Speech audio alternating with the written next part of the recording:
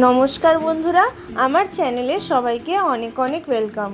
আজকে শেয়ার করছি কচু আর আলু দিয়ে মোরলা মাছের পাতলা ঝোল রেসিপি। এই গরমে খুব সহজভাবে বানিয়ে নিতে পারেন কচু আর আলু দিয়ে পাতলা ঝোল রেসিপি। প্রথমে আমি মোরলা মাছে নুন হলুদ তেল মাখিয়ে রেখে দিয়েছিলাম। তারপরে মোরলা মাছের ঝোল বানানোর জন্য নিয়ে নিয়েছি এখানে শোলা কচু আর আলু। কচু আর আলুকে কিছুক্ষণ ভাপিয়ে নিয়েছিলাম। তারপরে এখানে কড়াইতে তেল বসিয়ে দিয়েছি, তেলটা গরম হয়ে গেছে। এবার মাছগুলোকে ভালো করে ভেজে নেব।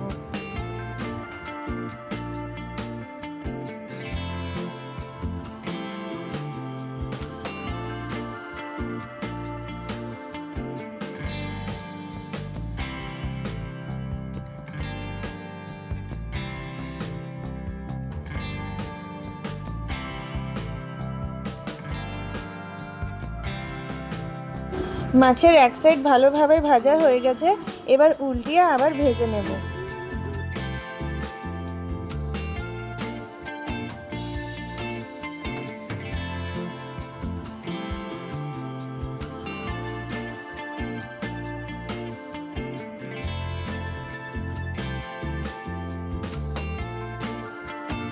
মাছ ভাজা হয়ে গেছে, এবার উঠিয়ে নেব।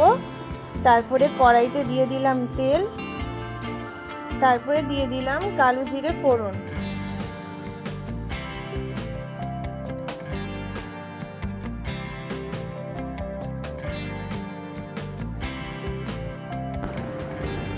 এবার অ্যাড করলাম আলুটা দিয়ে কিছুক্ষণ ফ্রাই করে তারপরে অ্যাড করব শোলা কচু।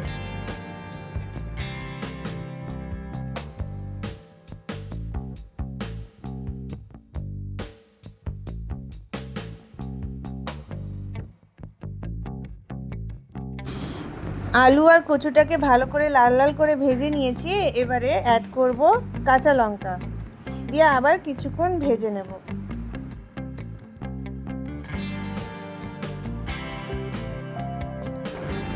এবারে এক এক করে সব গুঁড়ো মশলা অ্যাড করে দেব।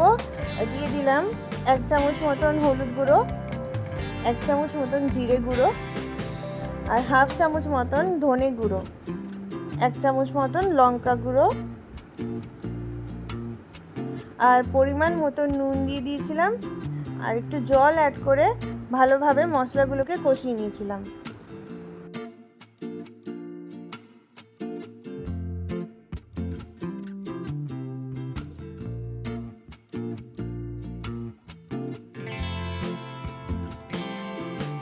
এখানে মশলাটা ভালোভাবে কষে গেছে, এবার অ্যাড করে দিলাম জলটা দিয়ে সব কিছু ভালোভাবে মিশিয়ে নিয়েছি। ঝোলটা যখন ভালো করে ফুটবে 15 মিনিটের জন্য ঢেকে কমিয়ে ফুটিয়ে নেব।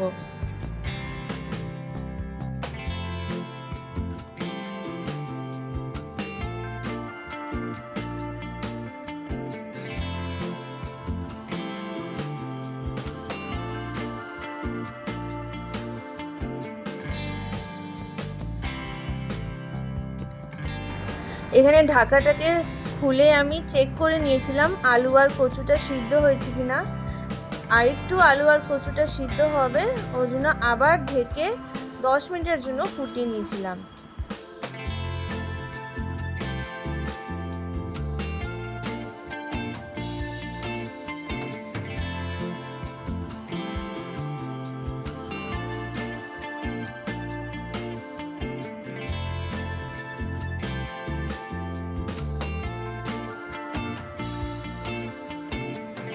এবার ভেজে রাখা মোরলা মাছ দিয়ে দিয়েছি, দিয়ে সব কিছু ভালোভাবে মিশিয়ে কিছুক্ষণ ফুটিয়ে নেব।